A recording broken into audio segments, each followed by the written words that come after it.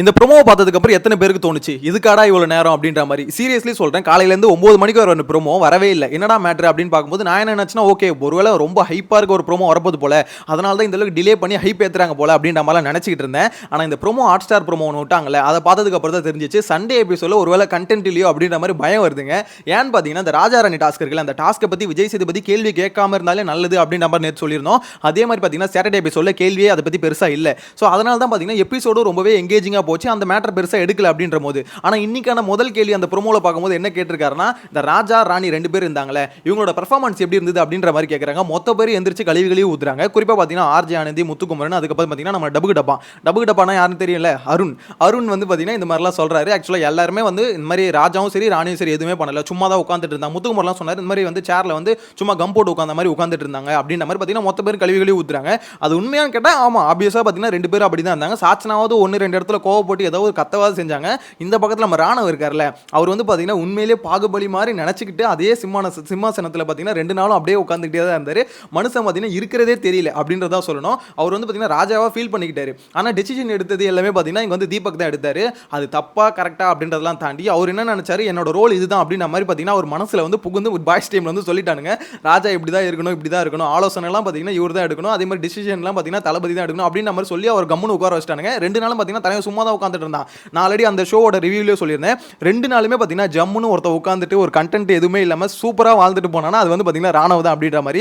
அதை தான் பார்த்தீங்கன்னா நீ கேள்வியாக கேட்குறாங்க. ஒரு இவ்வளோ பெரிய பதவி ஒன்று கொடுத்துருக்காங்க, அதை நல்லா பர்ஃபார்ம் பண்ணல, அந்த மாதிரி ஒரு ராஜா ராணி அப்படின்ற கேரக்டர் வச்சு ஏன் சும்மா எதுவுமே பண்ணாமல் இருந்தீங்க அப்படின்ற மாதிரி கேள்வி கேட்குறாங்க. ஸோ இது வந்து பார்த்தீங்கன்னா கரெக்டான கேள்வி தான், கேட்கறது தப்பு இல்லை. ஆனால் இதுக்கப்புறம் இந்த கேள்வியை கேட்டுட்டு விட்டா பரவாயில்ல, இதுக்கப்புறம் அந்த டாஸ்க்கை பற்றி இன்னும் கொஞ்சம் அதை பற்றியே பேசிட்டு இருந்தாங்கன்னு வச்சுக்கோங்களேன், சத்தியமாக சொல்கிறேன் செம வெறுப்பாக இருக்கும். ஏன் அப்படின்னு சொல்கிறேன்னு பார்த்தீங்கன்னா இந்த டாஸ்க் ஆல்ரெடி யாருக்குமே பிடிக்கல, ரொம்பவே ஒஸ்டான ஒரு டாஸ்க் அப்படின்ற மாதிரி தான் வெளியிலேருந்து பார்த்தீங்கன்னா எல்லா கமெண்ட்ஸுமே வந்துட்டு இருக்கு. ஸோ அந்த டாஸ்க்கை பற்றி பெருசாக கேள்வி கேட்காத வரைக்கும் விஜய் சேதுபதி அவருக்கு வந்து நல்லது. ஏன்னா நேற்று ஷோ நல்லா இருந்தது அப்படின்றதுனால இன்னைக்கு ஷோ வந்து சொதப்பிட்டு போயிடாதீங்க சார் அப்படின்ற மாதிரி தான் சொல்ல தோணுது. இதில் வந்து டபுக்கு டப்பான அந்த வார்த்தையை சொல்லியிருந்தால அருணை பார்த்து, ஏன் அந்த வார்த்தையை மென்ஷன் பண்ணுறேன்னா, ஆக்சுவலாக நேற்று வந்து அந்த சம்பவம் நடந்தது பாருங்க, முத்து வந்து பயங்கரமாக கலாச்சிட்டு இருந்தால ஷோ முடிஞ்சதுக்கப்புறம் அந்த கண்டென்ட்டை எடுத்து அந்த கிளிப்பிங்ஸ் எடுத்து போட்டு ட்விட்டரில் பார்த்தீங்கன்னா அருணை போட்டு துவச்சிக்கிட்டு இருக்காங்க.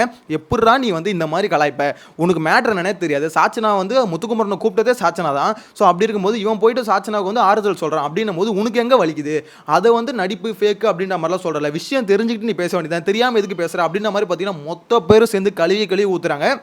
உண்மையிலே சொன்ன வச்சுக்கோங்களேன், அருண் கொஞ்சம் கொஞ்சமாக பார்த்தீங்கன்னா கண்டென்ட் கொடுக்க ஆரம்பிச்சாப்ல.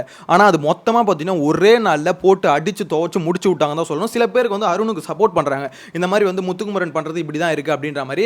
ஆக்சுவலாக முத்துக்குமரன் பண்ணுறது வந்து 100% கரெக்டாக அப்படின்றதுலாம் இங்கே பாயிண்டே இல்லை. ஆனால் இந்த மேட்டரை பொறுத்த வரைக்கும் பார்த்தீங்கன்னா முத்துக்குமரன் மேலே எந்த தப்பும் இல்லை அப்படின்றதான் எல்லாருக்கும் கிளியராக புரியுது. ஏன்னு பார்த்தீங்கன்னா சாச்சனா தான் கூப்பிட்டது, அதுக்கப்புறம் தான் ஒரு போனது. அந்த மேட்டரை ஒன்று தெரிஞ்சுக்கிட்டு பேசணும், அப்படி இல்லைன்னு வச்சுக்கோங்களேன் பேசவே கூடாது. தெரியாமல் அதாவது என்னென்னு மேட்டர்னா அருணுக்கு வந்து முத்துக்குமரன் ஒரு வன்மம் இருக்குது.